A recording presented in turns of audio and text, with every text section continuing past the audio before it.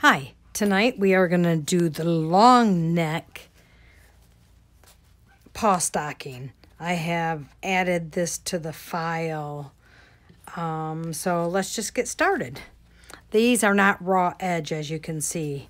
These are turned right side out, so there's a couple step changes, okay?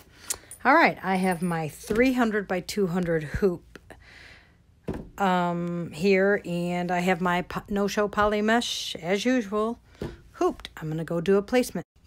Okay, it's did the placement stitch for my batting. Now if you're using the pre-quilted, you might not want batting, but I am not. I'm using a flannel like fabric. So all right, I've got my batting down. Now I'll go tack it. Okay, so it's tacked down my batting. Now I'm gonna trim it. Okay, I've trimmed that. Now I'm going to take my cuff fabric or fleece, and I'm going to place it face down just below the top of the sock here, stocking there, okay?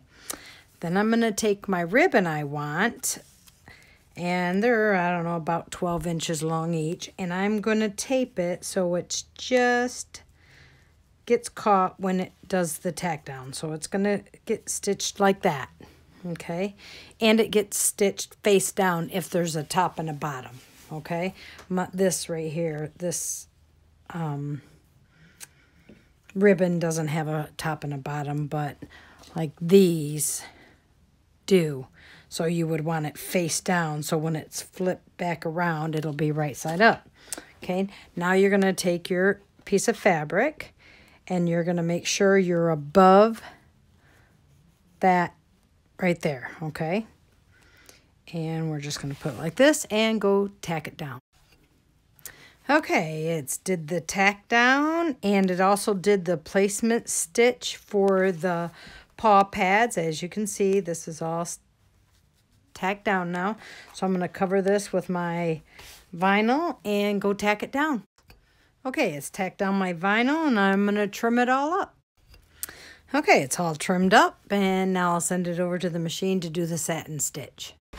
Okay, while that's stitching, I took my 8.5 by 13.5 piece of pre-quilted fabric for my back, and I gave it a 1/2 inch hem. I did a straight line, then I did a zigzag for the back. That way it's all finished. So you might want to do that while that's taking the longest part is the satin trim. Okay, I did my satin stitch, so now I'm going to fold down my cuff just like, and bring my ribbon down, and I'm going to tape this down right here and send it back over to the machine, and it's going to stitch the name. Okay, it's stitched the name. Now you're going to, first, you don't want this to get caught in the bottom stitching, so I just fold it up and tape it out of the way, okay? So just tape that out of the way. Then you're going to make your loop. This is probably about 4 inches long, and just make sure the raw edges are to the outside. So I'm going to put it right about there. All right, and just tape it down there. And I'm going to just tape that there so it doesn't move. And now I'm going to cover it with the fabric that I put that hem on. And you're going to put it right side down. So the raw edge is going to show right here. And you're going to line it up just at the top of this. Just like that. Put it and go stitch the final stitch. Okay, it's did the final stitch. I'm going to pop it out of here. Trim this batting. All I had was 15 inch. I didn't have any 12 inch.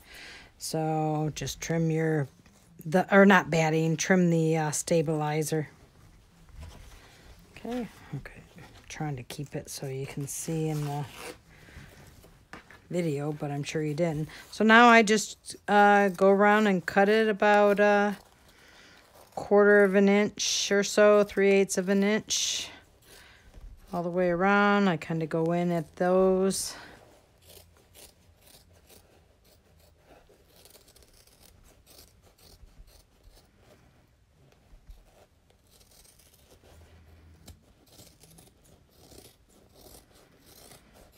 Okay. There we go. Put it all in the trash.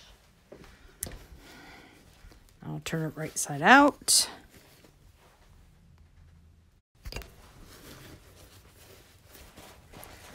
Oops. Just push it up in there like that. Flip it out.